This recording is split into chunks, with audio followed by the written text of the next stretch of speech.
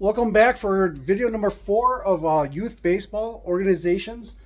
These are going to be average practices across the different regulated baseball organizations. But these are AI generated numbers provided following the Little League direction. So it is not necessarily going to be specific to travel ball agencies or recreational ball. This is something that the Little League series has been practicing to for a long time. These are the most updated numbers that AI can provide. Today's topic is going to be about pitching. Last video we covered the actual baseball, the construction of the baseball, what level of play they're intended for that matches the baseball bat material and construction. This video we're going to go over the speed of the pitch both for a player and practice that will be realized during the game play. So if we break it down in the 4 to 6 year old level, that is going to be your dedicated T-ball. Now, in T-ball, sometimes it is not actually a delivered ball. It is normally hit off the tee. Obviously, from the name T-ball, there is no speed to the actual delivery of the ball. At higher age levels, in that 6 to 7 year old range, some organizations will start to switch over where it's a parent delivered. Depending on the quality of the players themselves and the competitiveness or experience they have, they might start to introduce parent delivered baseballs. Those will be delivered in a underhand motion. Okay.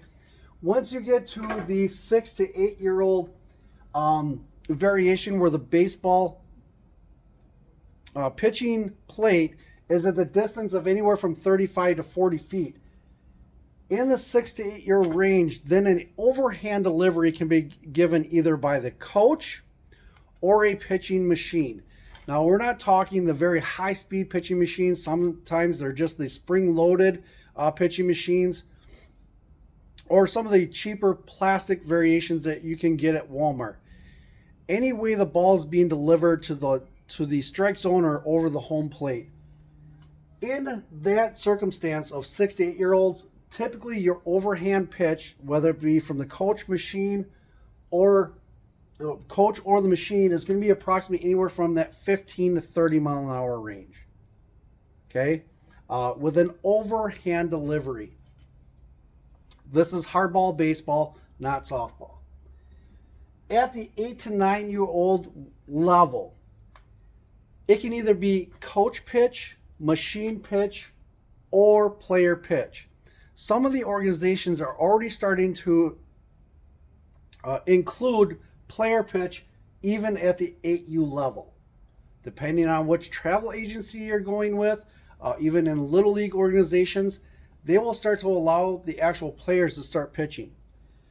The distance of the pitching plate doesn't increase until approximately that 9U to 12U distance. That will increase to approximately 46 feet.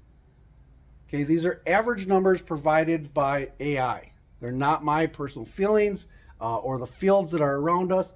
These are what the AI is providing.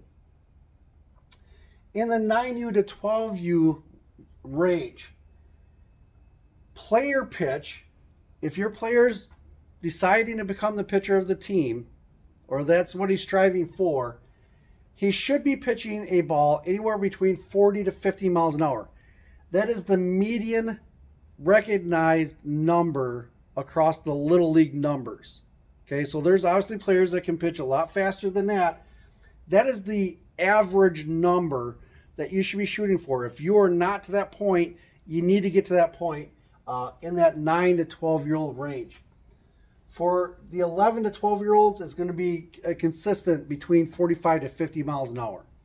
Now, that is for the typical throw that makes it into the strike zone. No trick shots, no sliders, no changeups, no screwballs. That is your typical average throw. Okay, with your fastball being at the 50 miles an hour and your average throw being in that 40 to 50 mile an hour range. At the 11 to 12 year old level, the bases also move back to 60 feet. So again, realize that even though you might have an outstanding player at the 9 to 12 year old range, especially in that 11 to 12U, the base distance changes, so their performance and their capabilities at extended range is going to be different. Their control is also going to be different because of the additional distance. Now, once you get into the high school levels, a freshman, again, these are medium numbers provided by AI. A freshman should be pitching between 65 to 75 miles an hour, sophomore 70 to 80, junior 75 to 85, seniors 80 to 90. Now, when it comes to practicing, most high school coaches are not going to be out there pitching to the entire team at those speeds. They're going to be dependent more on machine pitch. Now, machines can be set up to be very consistent, where every single throw comes through the exact same spot over the plate. These are the numbers relating to those settings within a machine.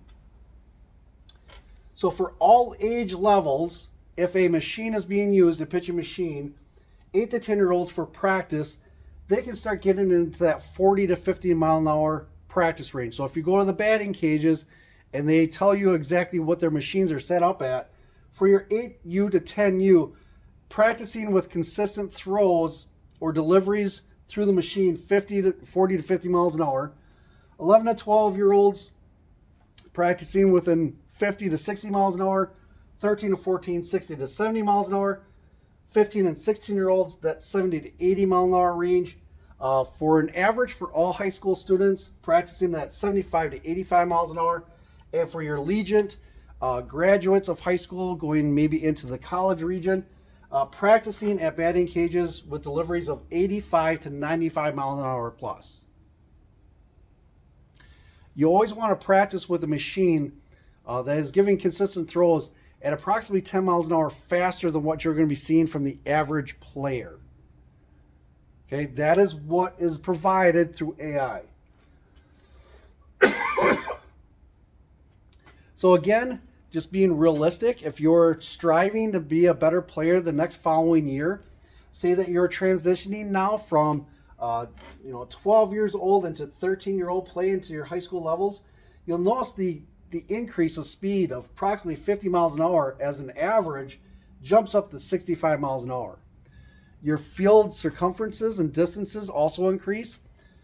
If you've watched videos 1, 2, and 3, you also realize at the 13U level, everything else changes, including the baseball bat construction, the base distances. So realize there's a major jump. So if you are a parent with your a child first getting into recreational ball, they found a liking to the game, and they want to take it very serious, trying to improve, remember, you don't have a lot of time.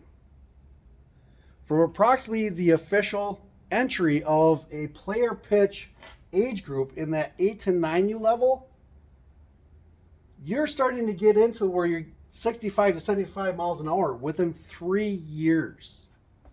9, 10, 11, and 12. That's how much time your player has to improve to be able to be capable of competing at the average.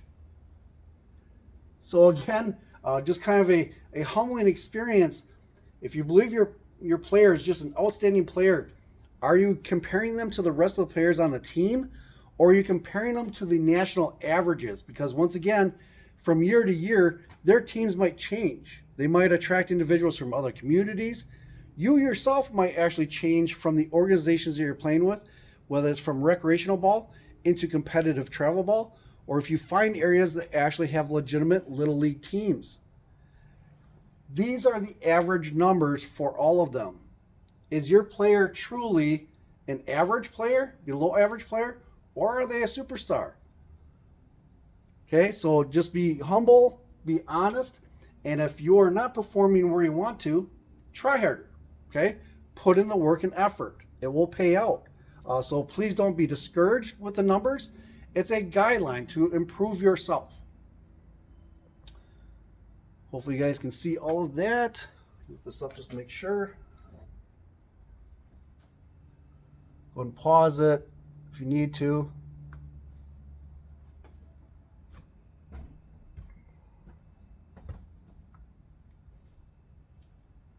All right, so hopefully at this point through the 4 videos, you're getting a realistic idea of being fall time going into the winter.